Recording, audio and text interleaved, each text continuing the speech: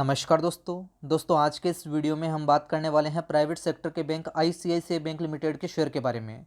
देखो, कल 24 अप्रैल को आईसीआईसीआई बैंक की बोर्ड मीटिंग हुई जिसमें आईसीआईसीआई बैंक ने अपने क्वार्टर 4 के नतीजे पेश कर दिए हैं। तो आज के इस वीडियो में हम सबसे पहले इस बैंक के क्वार्टर 4 के नतीजों को डिस्कस करने वाले हैं और वीडियो के अंत में मैं आपको यह भी बताने वाला हूँ कि यदि आपने इस बैंक में पहले से निवेश किया हुआ है या फिर अब निवेश करना चाहते हैं तो आपको आगे क्या स्ट्रेटजी बनानी चाहिए।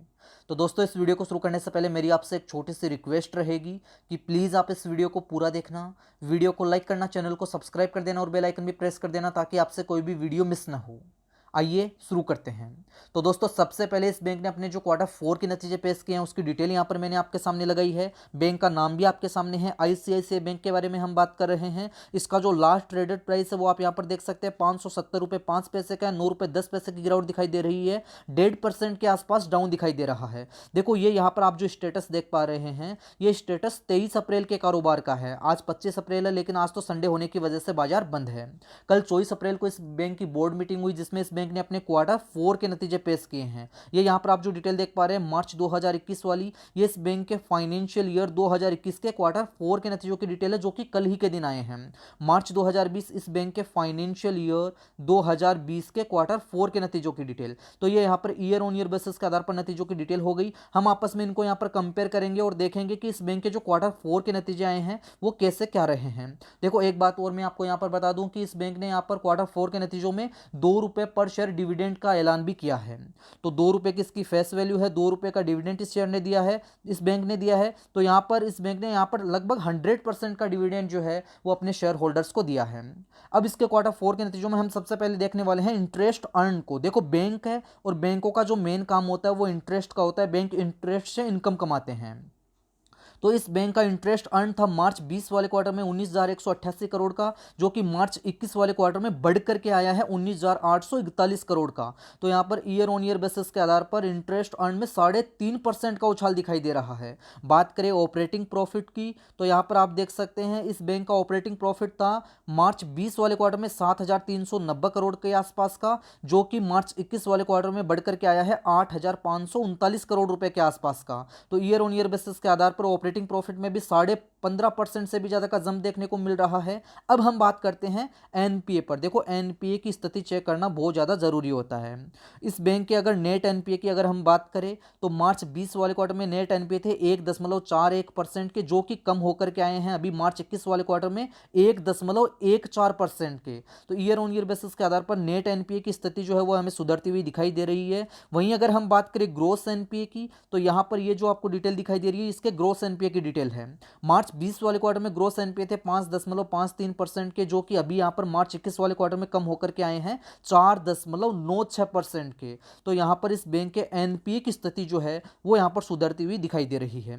बात करें इस बैंक के नेट प्रॉफिट पर, देखो इस बैंक ने प्रॉफिट कमाया था मार्च 20 वाले क्वार्टर में 1221 करोड़ रुपए का, और अभी इस मार्च 21 वाले क्वार्टर में इस बैंक ने प्रॉफिट कमाया है 4,402 करोड़ रुपए के आसपास का। तो यहां पर आप देख सकते हैं ईयर ऑन ईयर बेसिस के आधार पर नेट प्रॉफिट में 261% के आसपास का उछाल दिखाई दे रहा है।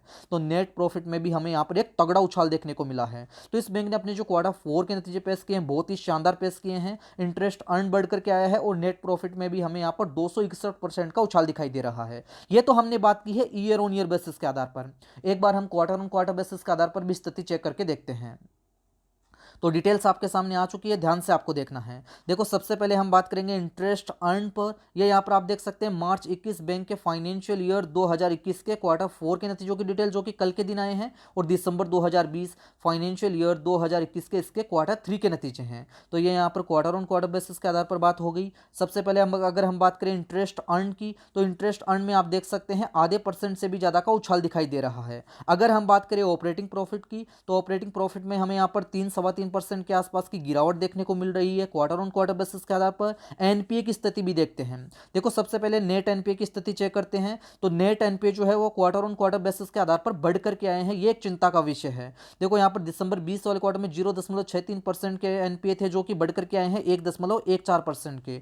वहीं अगर हम बात करें ग्रोस एनपीए की तो 4.38% के ग्रोस एनपीए थे जो कि बढ़ करके आए हैं 4.96% के। तो यहाँ पर एनपीए की स्थिति जो है वो क्वार्टर ऑन क्वार्टर बेसिस के आधार पर हमें यहाँ पर कमजोर दिखाई दे रही है, यहाँ पर बिगड़ती हुई दिखाई दे रही है, एनपीए जो है वो यहाँ पर बढ़ते हुए दिखाई दे रहे हैं। बात करें प्रॉफिट की तो यहाँ पर आप देखिएगा दिसंबर 20 वाले क्वार्टर में इस बैंक ने प्रॉफिट कमाया था 4939 करोड़ रुपए का, और अभी इस बैंक ने प्रॉफिट कमाया है मार्च 21 वाले क्वार्टर में 4402 करोड़ का। तो यहाँ पर क्वार्टर ऑन क्वार्टर बेसिस के आधार पर नेट प्रॉफिट में भी हमें यहाँ पर थोड़ी बहुत गिरावट देखने को मिल रही है, 10.5% से भी ज्यादा की गिरावट आई है नेट प्रॉफिट में। तो इस बैंक ने जो अपने क्वार्टर 4 के नतीजे पेश किए हैं वो ईयर ऑन ईयर बेसिस के आधार पर तो हमें यहाँ पर शानदार दिखाई दिए हैं, लेकिन क्वार्टर ऑन क्वार्टर बेसिस के आधार पर बैंक के जो नतीजे हैं क्वार्टर 4 के वो यहाँ पर थोड़े से निराश करने वाले हैं।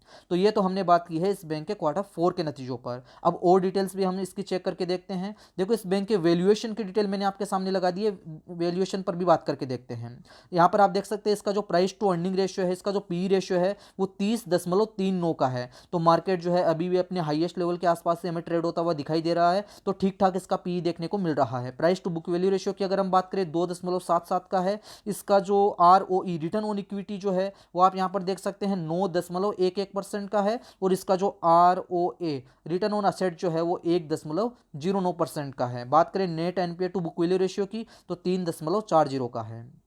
और इस बैंक का जो वैल्यूएशन है वो अभी एक्सपेंसिव कैटेगरी में है। एक्सपेंसिव कैटेगरी में क्यों है? क्योंकि जब तक यह शेयर 528 रुपये से 795 रुपये के बीच में ट्रेड होगा तब तक यह इंडिकेटर इस बैंक के वैल्यूएशन को यहाँ पर एक्सपेंसिव कैटेगरी में रखने वाला है। तो अभी यह शेयर जो है वो 570 रुपये के आसपास आपको ट्रेड होता हुआ नजर आएगा। कहने का मतलब ये कि यह शेयर जो है 528 रुपये से 795 रुपये के बीच में ट्रेड हो रहा है, इसलिए इस बैंक का वैल्यूएशन जो है वो यहाँ पर एक्सपेंसिव कैटेगरी के अंदर है। अगर मैं आपके सामने इसका शेयर होल्डिंग पैटर्न भी लगाऊं तो यहाँ पर आप देखिएगा शेयर होल्डिंग पैटर्न आपको बहुत ही शानदार देखने को मिलेगा। देखो इसमें जो मेजोरिटी शेयर होल्डर्स हैं वो एफआईआईज हैं। एफआईआईज ने इस बैंक में जम करके पैसा इन्वेस्ट किया हुआ है। यहाँ पर डिटेल्स आप देख सकते हैं। टोटल यहाँ पर 1309 एफआईआई इस बैंक में इन्वेस्टेड हैं। परसेंटेज में अगर हम बात करें तो 47.5% से भी ज्यादा की शेयर होल्डिंग है एफआईआईज के पास में।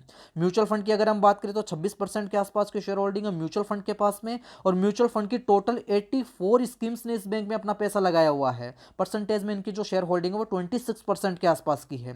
12.5% से भी ज्यादा की शेयर होल्डिंग है इंश्योरेंस कंपनीज के पास में। यहां पर आप देख सकते हैं एलआईसी ने भी इस बैंक में पैसा इन्वेस्ट किया हुआ है। Life insurance corporation of India के पास में जो शेयर होल्डिंग है वो 6.472% की है। तो 6.5% के आसपास की शेयर होल्डिंग है एलआईसी के पास में।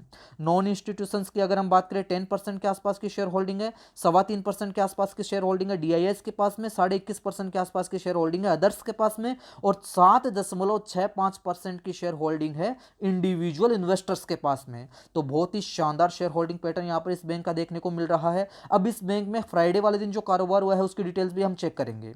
देखो फ्राइडे वाले दिन इसने जो क्लोजिंग दी है वो 569.95 पर दी है। ये यहाँ पर आप जो क्लोजिंग देख पा रहे हैं ये 23 अप्रैल के कारोबार की क्लोजिंग है। फिर सैटरडे आ गया 24 अप्रैल को। कल इसकी बोर्ड मीटिंग हुई जिसमें इसने क्वार्टर 4 के नतीजे पेश किए। कल मार्केट बंद था, आज संडे होने की वजह से बाजार बंद है।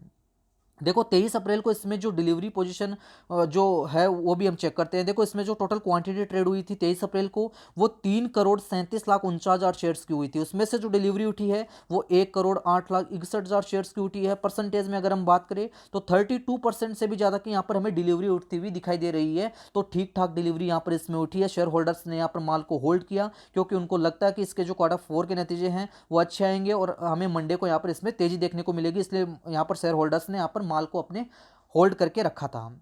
अब इसका जो daily candle stick pattern chart है वो भी मैं आपके सामने लगा रहा हूं। इसके चार्ट पर भी देखते हैं कैसी क्या स्थिति बनी हुई है।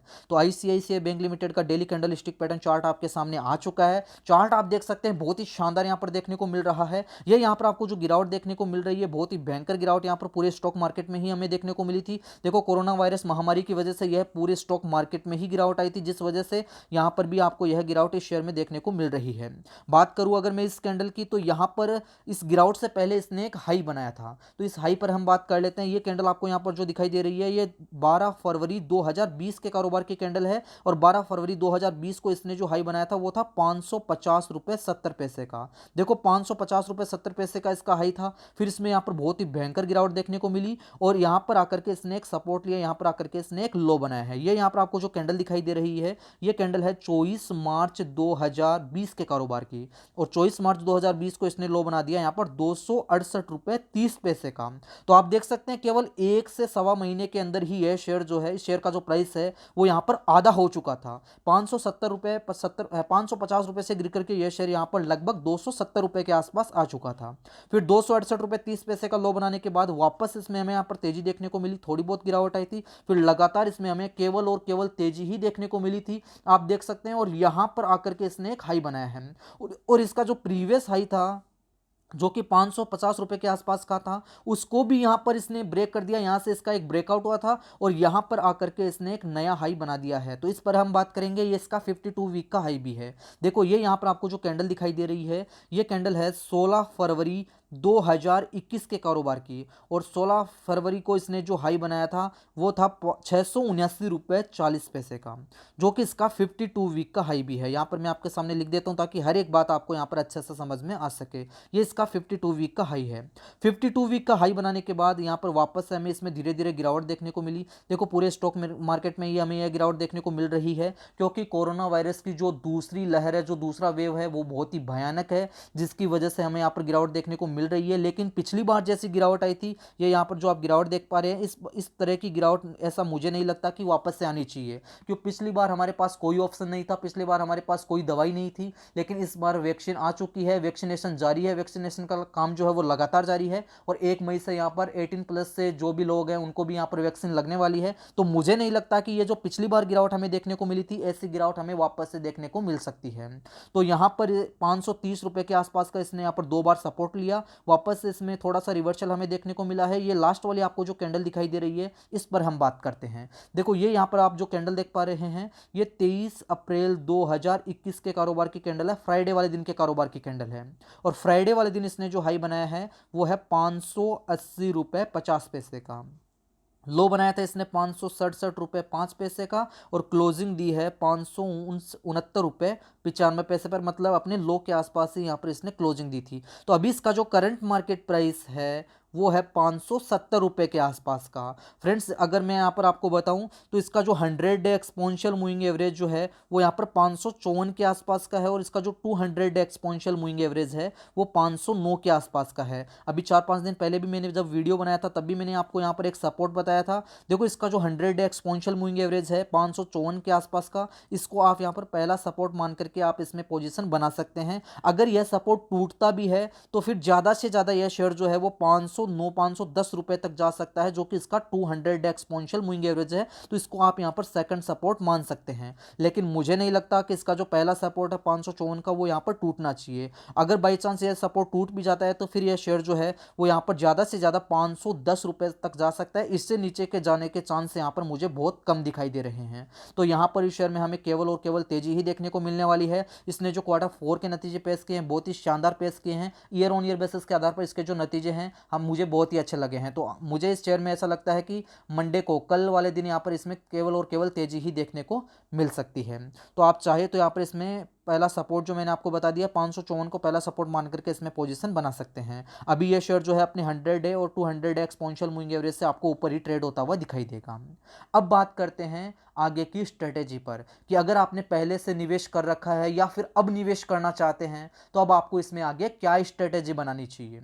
देखो अगर आपने पहले से इस बैंक में इन्वेस्ट किया हुआ है, आईसीआईसीआई बैंक में आपने पहले से माल उठाया हुआ है, तो मेरा मानना यही है कि आपको इसमें बने रहना चाहिए। केवल और केवल आपको इस शेयर को होल्ड रखना चाहिए, क्योंकि आने वाले समय में यह शेयर जो है वो मल्टीबैगर रिटर्न निकाल करके देगा।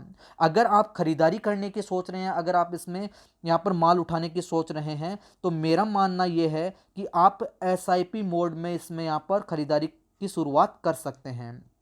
अगर आप एसआईपी मोड जो है वो मंथली, वीकली या फिर डेली, आपको जैसा भी लगे वैसा, जैसा भी आपको अच्छा लगे वैसा आप इसमें अपना सकते हैं, और उस हिसाब से आप इसमें खरीदारी करना स्टार्ट कर सकते हैं। थोड़ी थोड़ी क्वांटिटी में आप माल उठाना स्टार्ट कर सकते हैं। आने वाले समय में यह शेयर जो है शानदार रिटर्न निकाल करके यहाँ पर देने वाला है। बहुत ही अच्छा बैंक है, फंडामेंटली स्ट्रॉन्ग बैंक है। तो आप चाहे तो इस बैंक में यहाँ पर इन्वेस्ट कर सकते हैं। पहले से लिया हुआ है तो होल्ड रखना है, खरीदारी करना चाहते हैं तो गिरावट में खरीदारी करेंगे तो ज़्यादा अच्छा रहेगा। और यहाँ पर डिप में जैसा आपको डिप देखने को को मिले तो आप यहाँ पर खरीदारी कर सकते हैं। और एसआईपी मोड में भी अगर आप चाहे मंथली या वीकली या डेली आप स्टॉक एसआईपी भी इसमें यहाँ पर कर सकते हैं।